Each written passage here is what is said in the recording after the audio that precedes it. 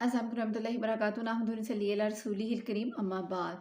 अल्लाह सुब्हानहू तआला की पनाह चाहती हूँ शैतान मरदूद से भी, क्यों मेरे पास हाजिर हो। शुरू अल्लाह सुब्हानहू तआला के नाम से जो बहुत मेहरबान नहायत रहम करने वाला है।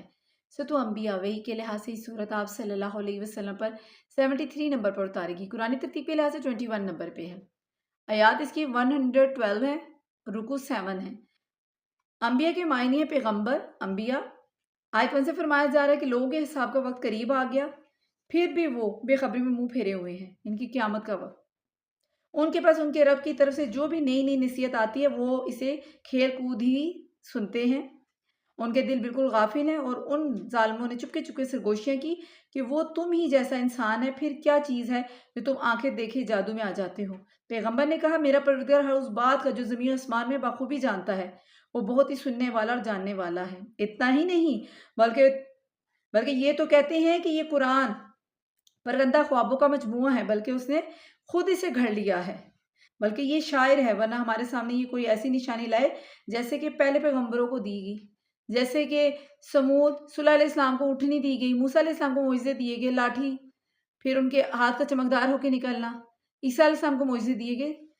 उन्होंने ऐसे, यानी कि जो मुशरिक कुफ़ार थे, मुशरिकीन थे, इससे उन्होंने कहा, और कुरान पाक के मुतल्लिक़ उन्होंने कहा कि इन्होंने खुद घड़ लिया है और ये तो हम जैसा ही इंसान है। यानी बशर का होना उनके लिए नाकाबिले कबूल है। फिर इस तरह फरमाया जा रहा है कि इनसे पहले जितनी बस्तियां हमने उजाड़ी सब ईमान से खाली थी, तो क्या अब ये ईमान लाएंगे? तो इससे पहले भी जितने पैगंबर हमने भेजे सभी मर्द थे जिनकी तरफ हम वही उतारते थे। बस तुम अहले किताब से पूछ लो अगर खुद तुम्हें इल्म ना हो। यानी कि अंबिया किराम तमाम मर्द ही थे। फिर इस तरह फरमाया जा रहा है, यहाँ पे जो मुराद है अहले किताब, जिन पे इनके आसमानी किताबें पहली उतारी गई, उनसे मतलब जिक्र किया जा रहा है, हमने उन्हें ऐसे हफ्जे ना बनाया था कि वो खाना ना खाएं और ना वो हमेशा रहने वाले थे। यानी कि जो अंबिया किराम थे वो इंसान, उनकी दलील यानी कि दी जा रही है कि वो खाना भी खाते थे और वो वफात भी पाते थे। अगर वो बशर ना होते तो इन चीज़ों में इनका मामला दूसरे इंसानों से मुख्तलिफ होता। जैसे कि सूरह बनी इसराइल आयत 95, सूरह कहफ आयत 110 में जिक्र किया गया है। फिर फरमाया जा रहा है आयत 9 में, फिर हमने इनसे किए हुए सब वादे सच्चे किए, इन्हें और जिनको हमने चाहा निजात अता फरमाई, हद से निकल जाने वालों को गारत कर दिया। यकीनन हमने तुम्हारी जनिब ऐसी किताब नाजिल फरमाई है जिसमें तुम्हारा तज़किरा है, क्या फिर भी तुम अकल नहीं करते? और बहुत सी बस्तियां हमने तबाह कर दी जो जालिम थी, और उनके बाद हमने दूसरी कौमों को पैदा कर दिया, यानी कि जालिम कौमों को तबाह कर दिया। जैसे कौम नूह सूरह बनी इसराइल में है, जैसे कि फरमाया कि कौम नूह के बाद हमने कितनी ही बस्तियां हलाक कर दी 17 आयत में। फिर इस तरह फरमाया कि जब उन्होंने हमारे अजाब का एहसास कर लिया तो उससे भागने लगे। भाग दौड़ ना करो और जहां तुम्हें सूदगी दी गई थी वापस लौटो और अपने मकानात की तरफ जाओ, ताकि तुम से सवाल तो कर लिया जाए। कहने लगे, हाय हमारी खराबी, बेशक हम जालिम थे। यानी जो नेमतें आज़ाइशें तुम्हें हासिल थीं, जो तुम्हारे कुफर सरकशी के बाइस थीं, और वो मकामात जिन में तुम रहते थे और जिनकी खूबसूरती और पायदारी पर फख्र करते थे, उनकी तरफ पलटो और अज़ाब में तुम्हारा हाल अहवाल तो पूछ लिया जाए कि तुम ये क्या, यानी कि तुम पे बीती है, किस तरह बीती और क्यों बीती। यानी कि जो हलाकत उनको दी गई। फिर इस तरह फरमाया जा रहा है कि कटी हुई खेत और भुजी पड़ी आग की तरह कर दिया गया। यानी कि फिर उनका यही कौल रहा, यहाँ तक कि हमने उन्हें जड़ कटी हुई खेत और भुजी हुई आग की तरह कर दिया। यानी कि जब तक ज़िंदगी के आसार उनके अंदर हैं वो इतराफ़े जुल्म करते रहे। फिर ऐसा फरमाया जा रहा है, हमने आसमानों और ज़मीन और उनके दरमियान की चीज़ों को तंज और मजाक के लिए पैदा नहीं किया, और हम यूं ही खेल तमाशे का इरादा करते तो इसे अपने पास ही से बना लेते अगर हम करने वाले ही होते।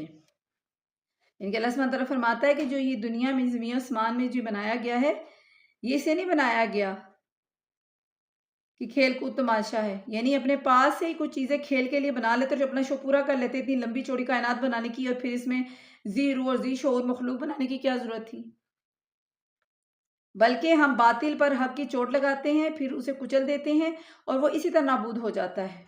और जो तुम बातें बनाते हो तुम्हारे लिए बाइस खराबी है। यानी रब की तरफ तुम सुरापा बातें मंसूब करते हो। वो क्या है? यानी कि ये कायनात एक खेल है, एक खंडहर का शौक फजूल, ये तुम्हारी हलाकत का बाइस है, क्योंकि इसे खेल को समझने की वजह से तुम حق سے گریز اور باطل کو اختیار کرنے میں کوئی خوف محسوس نہیں کرتے، اور اس کا نتیجہ کیا ہے؟ ہلاکت ہے، بربادی ہے، تباہی ہے۔ فرمایا جا رہا ہے کہ آسمان زمین میں جو ہے اسی اللہ کا ہے، اور جو اس کے پاس ہے وہ اس کی عبادت سے سرکشی نہیں کرتے اور نہ تھکتے ہیں۔ فرشتے وہ دن رات تسبیح کرتے ہیں اور ذرا سی بھی سستی نہیں کرتے۔ کیا ان لوگوں نے زمین کی مخلوقات میں سے جنہیں معبود بنا رکھا ہے وہ زندہ کر دیتے ہیں؟ اگر آسمان زمین میں سوائے اللہ کے اور بھی معبود ہوتے تو یہ دونوں درہم برہم ہو جاتے۔ یعنی اگر واقعی آسمان اور زمین میں دو معبود ہوتے تو کائنات میں تصرف کرنے والی دو ہستیاں ہوتی تو کیا ہوتا؟ شعور اور ماضی کار فرما ہوتی، اور جب دو ہستیوں کا ارادہ اور فیصلہ کائنات میں چلتا تو یہ نظام کائنات اس طرح قائم رہ ہی نہیں سکتا تھا، جیسے کہ اللہ سبحانہ تعالیٰ سے وعدہ اللہ شریک، کوئی اس کا شریک نہیں ہے، وہ یکتا ہے، اکیلا ہے، تمام اختیارات زمین آسمان کے اللہ سبحانہ تعالیٰ کے ہاتھ میں ہے، ہر چیز پہ وہ غالب ہے، قادر ہے۔ اس طرح فرمایا جا رہا ہے کہ اللہ عرش کا رب ہر وصف سے پاک ہے جو یہ مشرک بیان کرتے ہیں، اور اپنے کاموں کے لیے کسی کے آگے جواب دے وہ نہیں ہے، سب اس کے آگے جواب دے ہیں۔ کیا ان لوگوں نے اللہ کے سوا معبود بنا رکھے ہیں؟ ان سے کہو لاؤ اپنی دلیل پیش کرو، یہ ہے میرے ساتھ والوں کی کتاب اور مجھ سے اگلوں کی دلیل، یعنی کہ قرآن اور دوسرے ذکر سے آسمانی کتاب مراد ہے۔ پھر اس طرح فرمایا جا رہا ہے کہ بات یہ ہے کہ ان میں سے اکثر لوگ حق کو نہیں جانتے، بس اسی وجہ سے منہ موڑے ہوئے ہیں۔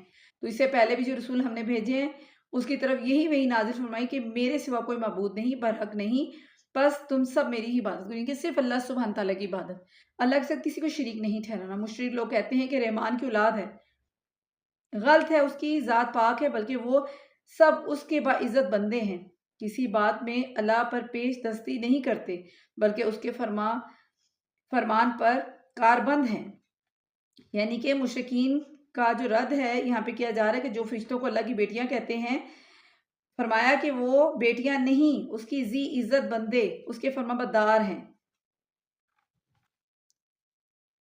وہ ان کے آگے پیچھے کی تمام امور سے واقف ہے اور کسی کی بھی سفارش نہیں کرتے سوائے ان کی جن سے اللہ خوش ہو، وہ تو خود ہیبت الہی سے لرزاں و ترساں ہیں، اور ان میں سے اگر کوئی بھی کہہ دے کہ اللہ کے سوا میں لائق عبادت ہوں تو ہم اسے دوزخ کی سزا دیں، ہم ظالموں کو اسی طرح سزا دیتے ہیں۔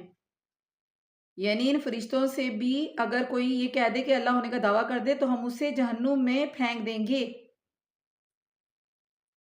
یہ شرطیہ کلام ہے جس کا واقعہ ضروری نہیں، مقصد شرک کی تردید اور توحید کا اثبات، جیسے کہ سورہ زخرف میں کہہ دیجئے کہ اگر رحمان کی اولاد ہو تو میں سب سے پہلے اس کی عبادت کرنے والوں میں سے ہو جاؤں۔ پھر اسی طرح سورہ زمر آیت 65 میں کہ اے پیغمبر اگر تو بھی شرک کرے تو تیرے عمل برباد ہو جائیں۔ پھر اس طرح فرمایا جا رہا ہے کہ کافر لوگوں نے یہ نہیں دیکھا کہ آسمان و زمین باہم ملے جلے تھے، پھر ہم نے انہیں جدا جدا کر دیا اور ہر زندہ چیز کو ہم نے پانی سے پیدا کیا، کیا یہ لوگ پھر بھی ایمان نہیں لاتے؟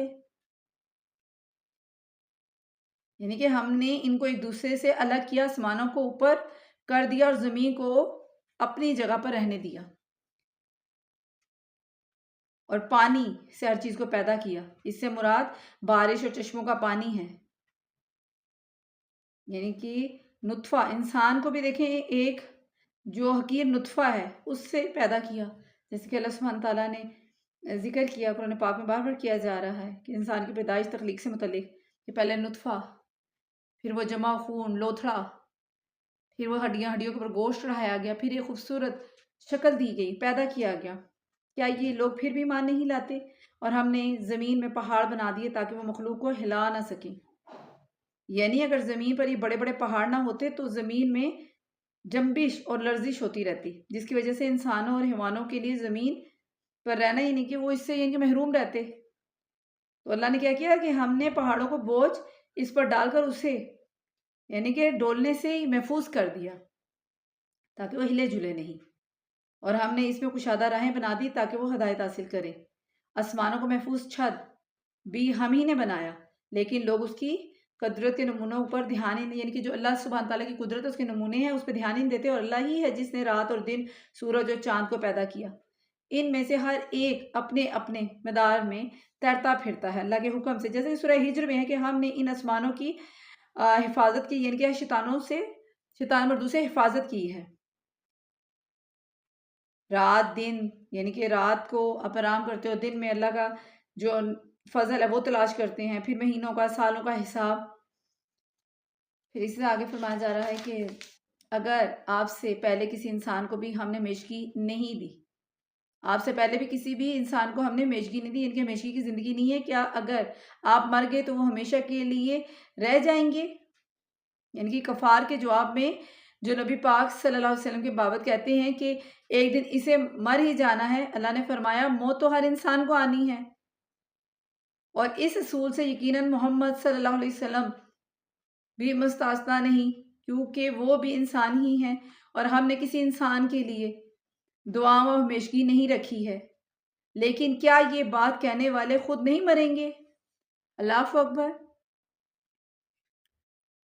یعنی کہ ہر جان دار موت کا مزہ چکھنے والا ہے، پھر امتحان میں سے ہر ایک کو برائی بھلائی میں مبتلا کرتے ہیں، یعنی کہ جو قیامت کا دن آئے گا اس میں مبتلا کر دیا جاتا ہے انسان کو اچھائی اور بلائی میں، اور تم سب ہماری طرف لوٹائے جاؤ گے، ان کے سب نے اللہ سبحانہ تعالیٰ کی طرف ہی لوٹنا ہے۔ کیا یہ منکرین تجھے جب بھی دیکھتے ہیں تو تمہارا مذاق اڑاتے ہیں کہ کیا یہی وہ ہیں جو تمہارے معبودوں کا ذکر ان کی برائی سے کرتا ہے، اور وہ خود ہی رحمان کی یاد کے بالکل ہی منکر ہیں؟ انسان جلد باز مخلوق ہے، میں تمہیں اپنی نشانیاں ابھی ابھی دکھا دوں گا، تم مجھ سے جلدی نہ کرو۔ یعنی کہ کفار کے مطالبہ عذاب کے جواب میں کہ چونکہ انسان کی فطرت میں جلد بازی ہے، اس لیے وہ پیغمبر سے بھی جلدی مطالبہ کرنے لگ جاتا ہے کہ اپنے اللہ سے کہے کہ ہم پر فوراً عذاب نازل کر دے۔ اللہ نے فرمایا جلدی مت کرو، میں ان قریب اپنی نشانیاں تمہیں دکھاؤں گا، اور ان نشانیوں سے مراد عذاب بھی ہو سکتا ہے، صداقت رسول صلی اللہ علیہ وسلم کی دلائل یا برہان بھی۔ اللہ اکبر۔ اس طرح فرمایا جا رہا ہے کہ کہتے ہیں کہ اگر تم سچے ہو تو بتا دو کہ یہ وعدہ کب ہوا، کاش یہ کافر جانتے کہ اس وقت نہ تو یہ کافر آگ کو اپنے چہروں سے ہٹا سکیں گے اور نہ اپنی پیٹھوں سے، اور نہ ان کی مدد کی جائے گی۔ ہاں وعدے کی گھڑی ان کے پاس اچانک آ جائے گی اور انہیں ہکا بکا کر دے گی، پھر نہ تو یہ لوگ اسے ٹال سکیں گے اور نہ ذرا سی بھی ان کو مہلت دی جائے گی۔ اور تو اس سے پہلے رسولوں کے ساتھ بھی ہنسی مذاق کیا گیا تھا، بس ہنسی کرنے والوں ہی کو اس چیز نے گھیر لیا ہے جس کی وہ ہنسی اڑاتے تھے، یعنی کہ عذاب نے ان کو گھیر لیا جو مذاق اڑانے والے۔ ان سے پوچھے کہ رحمان کے عذاب سے دن اور رات تمہاری حفاظت کون کرتا ہے؟ بات یہ ہے کہ یہ لوگ اپنے رب کے ذکر سے پھرے ہوئے ہیں، کیا ہمارے سوا ان کے اور معبود ہیں جو انہیں مصیبتوں سے بچا لیں؟ وہ تو خود اپنی مدد کی طاقت نہیں رکھتے، اور نہ ہی انہیں ہماری رفاقت ہی نصیب ہے، بلکہ ہم نے انہیں اور ان کے باپ داداؤں کو زندگی کے سر و سامان دیے یہاں تک کہ ان پر طویل مدت گزر گئی۔ کیا وہ نہیں دیکھتے کہ ہم زمین کو اس کے کناروں سے گھٹاتے چلے آ رہے ہیں؟ اب کیا وہی غالب ہے؟ کہہ دیجئے میں تو تمہیں اللہ کی وحی کے ساتھ آگاہ کر رہا ہوں، مگر بہرے لوگ بات نہیں سنتے جبکہ انہیں آگاہ کیا جائے۔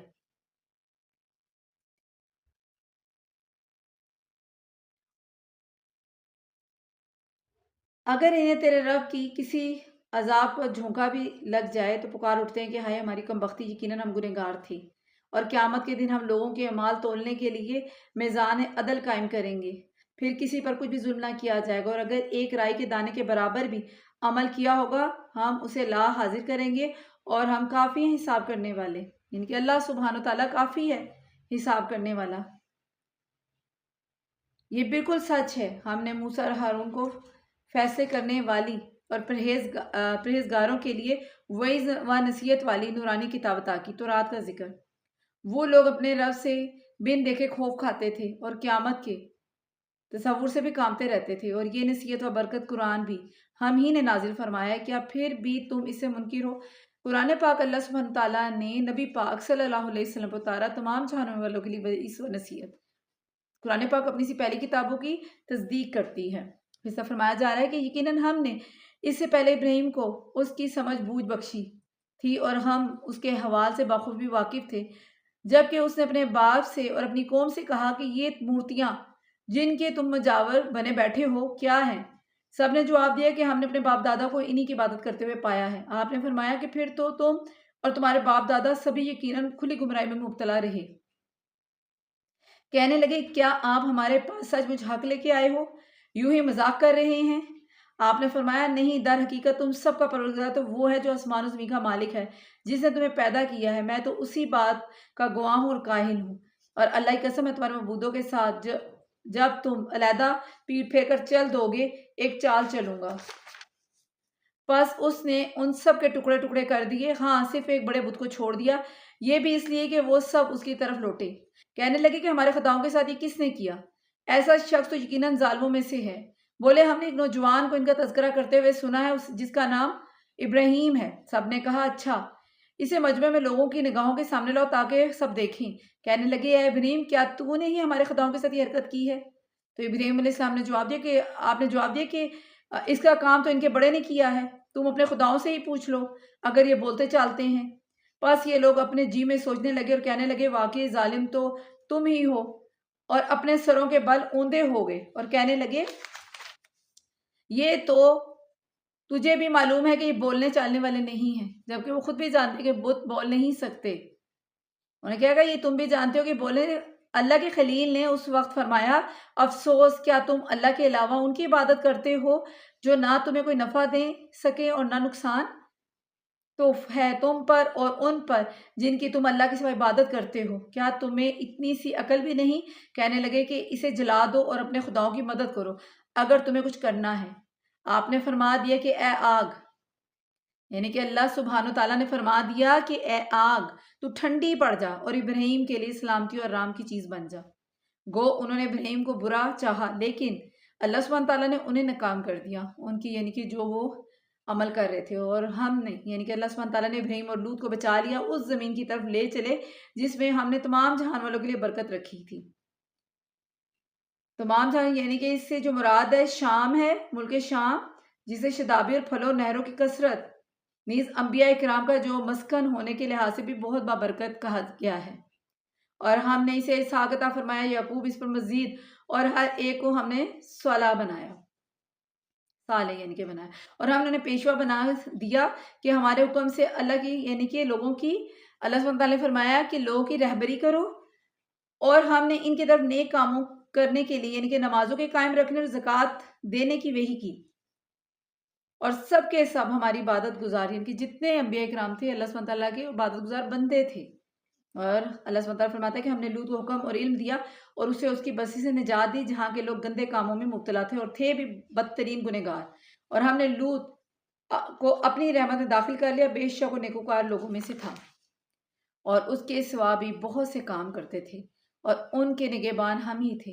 ایوب کی اس حالت کو یاد کرو جبکہ اس نے اپنے پروردگار کو پکارا کہ مجھے یہ بیماری لگ گئی ہے اور تو رحم کرنے والوں سے سب سے زیادہ رحم کرنے والا ہے، تو ہم نے اس کی سن لی اور جو دکھ اسے تھا اسے دور کر دیا اور اس کو اہل و عیال عطا فرمایا، بلکہ اپنے خاص مہربانی سے ان کے ساتھ ویسے ہی، اور تاکہ سچے بندوں کے لیے سبب نصیحت ہو۔ اور اسماعیل اور ادریس اور ذوالکفیل یہ سب صابر لوگ تھے اور ہم نے انہیں اپنی رحمت میں داخل کر لیا، یہ سب لوگ نیک تھے۔ مچھلی والے کو یاد کرو، یونس علیہ السلام کا ذکر، جبکہ وہ غصے سے چل دیا اور خیال کیا کہ ہم اسے نہ پکڑ سکیں گے، بالآخر وہ اندھیروں کے اندر سے پکار اٹھا کہ الہی تیرے سوا کوئی معبود نہیں، تو پاک ہے، بے شک میں ظالموں میں سے ہوں، لا الہ الا انت سبحانک انی کنت من الظالمین۔ تو ہم نے اس کی پکار سن لی اور اسے غم سے نجات دی، اور ہم ایمان والوں کو اسی طرح بچا لیا کرتے ہیں۔ اور ذکریہ کو یاد کرو جب اس نے اپنے رب سے دعا کی کہ میرے پروردگار مجھے تنہا نہ چھوڑ، تو سب سے بہتر وارث ہے، تو ہم نے اس کی دعا قبول کی اور اسے یحییٰ عطا فرمایا۔ یحییٰ علیہ السلام، ان کا نام اللہ سبحانہ تعالیٰ نے خود رکھا یحییٰ، اور اس کی بیوی کو اس کے لیے درست کر دیا۔ یہ بزرگ لوگ نیک کاموں کی طرف جلدی کرتے تھے اور ہمیں امید اور خوف سے پکارتے تھے اور ہمارے سامنے عاجزی کرنے والے تھے، کہ اللہ سبحانہ تعالیٰ کے سامنے عاجزی کرنے والے تھے۔ اور وہ پاک دامن عورت جس نے اپنی عظمت کی حفاظت کی، بس ہم نے اس کے اندر اپنی روح پھونک دی، بی بی مریم خود اسے اور اس کے لڑکے کو عیسیٰ علیہ السلام کو تمام جہان والوں کے لیے نشانی بنا دیا۔ اور یہ تمہاری امت ہے جو حقیقت میں ایک ہی امت ہے، اور میں تم سب کا پروردگار ہوں، بس تم میری ہی عبادت کرو۔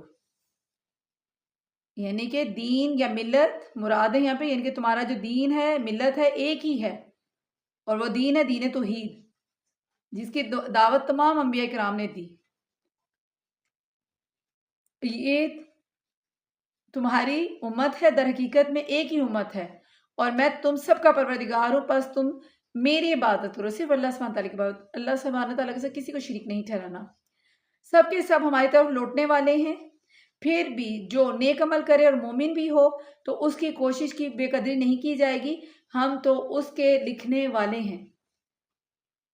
अल्लाह अकबर। और जिस बस्ती को हम हलाक कर दें उस पर लाजिम है कि वहाँ के लोग पलट कर नहीं आएंगे, यहाँ तक कि याजूज और मजूज खोल दिए जाएंगे और हर बुलंदी से दौड़ते हुए आएंगे और सच्चा वादा करीब आ लगेगा और उस वक्त काफरों की निगाहें फटी की फटी रह जाएंगी कि हाय अफसोस, हम इस हाल से गाफिल थे, बल्कि फिल वाक़या हम कसूरवार थे। तुम और अल्लाह के, यानी कि तुम और अल्लाह के सिवा जिन जिन की तुम इबादत करते हो सब दोज़ख का ईंधन बनोगे। तुम सब दोज़ख में जाने वाले हो। जो अल्लाह के साथ जिनको शरीक ठहरा रहे हैं सब दोज़ख में डाले जाएंगे, भड़कती हुई आग में, खोलता हुआ गर्म पानी होगा, खाने को कांटेदार झाड़ियाँ होंगी। अगर ये सच्चे मबूद होते तो जहन्नुम में दाखिल ना होते। और सब के सब इसी में हमेशा रहने वाले हैं और ये वहाँ चला रहे होंगे और वहाँ कुछ भी ना सुन सकेंगे।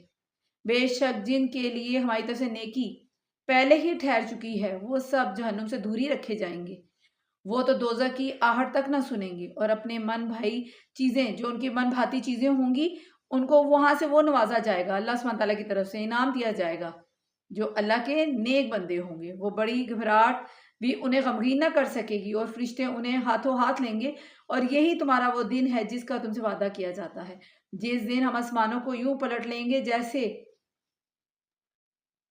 सफ़े पलट लिए जाते हैं और आग पर पलट लिए जाते हैं, जैसे कि हमने अव्वल दफ़ा पैदाइश की थी और इसी तरह दोबारा पैदा ये करेंगे। यानी कि अल्लाह सुब्हानहू तआला ने हमें पैदा किया, अल्लाह सुब्हानहू तआला के हाथ में हमारी जान है, अल्लाह सुब्हानहू तआला हमें मौत देगा और क़यामत के दिन हम सबको उठा खड़ा किया जाएगा और नामाए माल हमारे सामने रख दिए जाएंगे।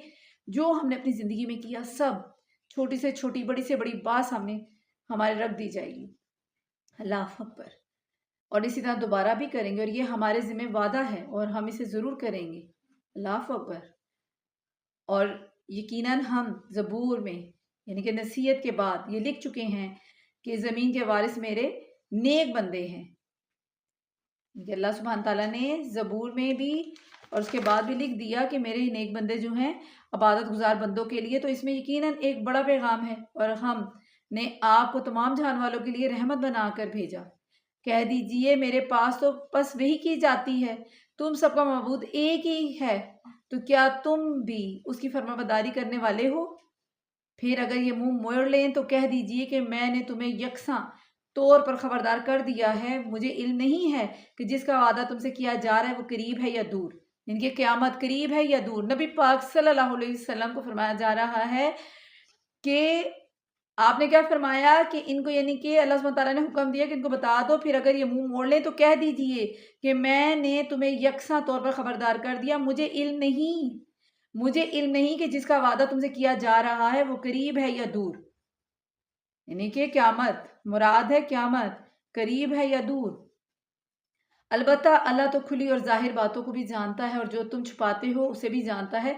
मुझे इसका भी इल्म नहीं, मुमकिन है कि ये तुम्हारी आजमाइश हो और एक मुकर्रर वक्त तक का फ़ायदा पहुंचाना हो।